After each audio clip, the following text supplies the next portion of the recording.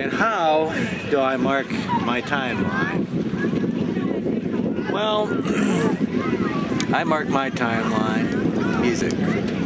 Music is one of those things that when you hear a certain song, or at least when I hear a certain song, that I am able to remember an event in vivid detail, almost in as much detail as a photograph or a video. I remember when I was about 2, there was a fellow who lived in the apartment below where my parents and I lived, and this was back in the early 60s, and he was a big Beatles fan. And I remember hearing him play his 45s. And I remember being drawn to the music. And I would make a break for it from our apartment. I remember my mother had one of those accordion gates over the over the doorway. But I would find a way to scale that and get downstairs and listen to Freddie's Beatles records.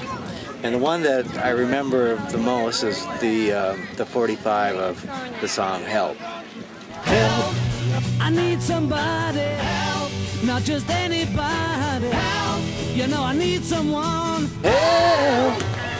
Something like that. As I spent most of the 60s, you know, my childhood was in the 60s.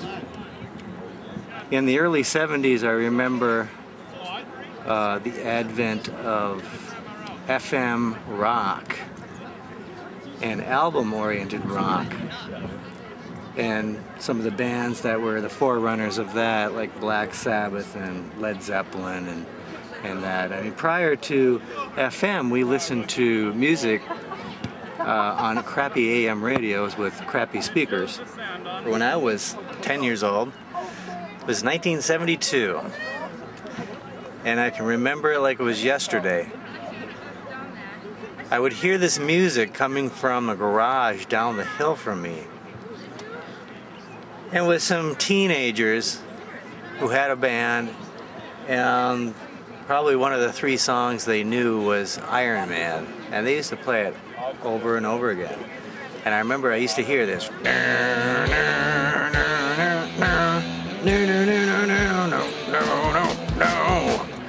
coming from the garage. And I wanted so bad as a kid to go down there and see what the heck was going on. Because I've always been intrigued with music. Music has always been like a timestamp for me ever since I can remember. And I remember wanting to go down the hill to the garage to watch these guys play. But my mother wouldn't let me because there were hippies down there.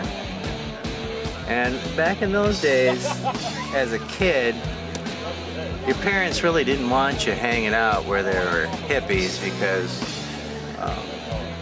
you know, there were all sorts of things that potentially could be going on that they wouldn't want you to either see or get involved in. For all you people out there who have filmed yourself in public, have you ever noticed that people kind of give you some weird looks? The mid to late 70s, whereas my teenage years. And it was the music of the 70s that was the timestamp for my high school years. I remember when I was in high school, we had a thing called homeroom, which was basically the place you reported to at the beginning of the day where they took roll, and you know, you sat around for 10-15 minutes waiting for the day to start. They had a radio in there, and the teacher that I had homeroom with was pretty cool and usually had it tuned into one of the rock stations. And I remember every morning, almost precisely the same time, like clockwork, they were playing Queen's We Will Rock You and We Are the Champions. And I've heard that song so many times in that environment that I can remember sitting there with my friend listening to Queen on the radio at school like it was yesterday, like it was a photograph.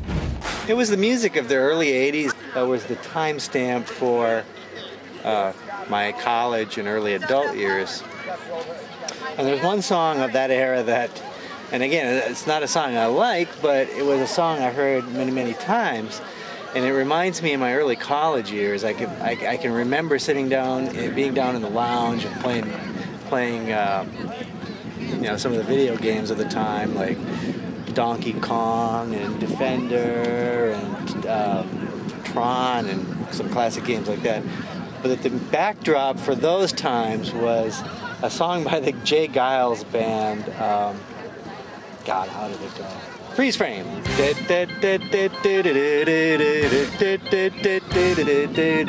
Frame. Freeze Frame.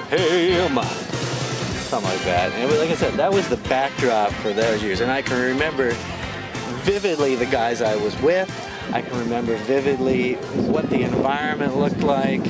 It was incredible.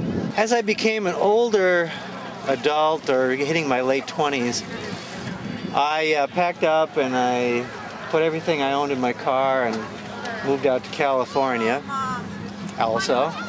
My destination was San Diego, and it was in the dead middle of winter, and I remember driving for 3 long days to get there. I remember towards the tail end of the trip, I was coming down the hill from I believe Pomona or Escondido, that area. This song came on. It was the B-52's Love Shack. It's a love shack, is a little pretty place where we can get together. And I remember listening to Love Shack. I was coming down the mountains. And again, it's not a song that I really super duper love, but it is one that will forever indel that image in my mind. I've had a second person come up to me now and ask me what the hell I was doing. I mean, can't a guy tape himself without attracting attention? You brought up Garth Brooks, which is kind of interesting, because Garth Brooks is also indelled into my brain.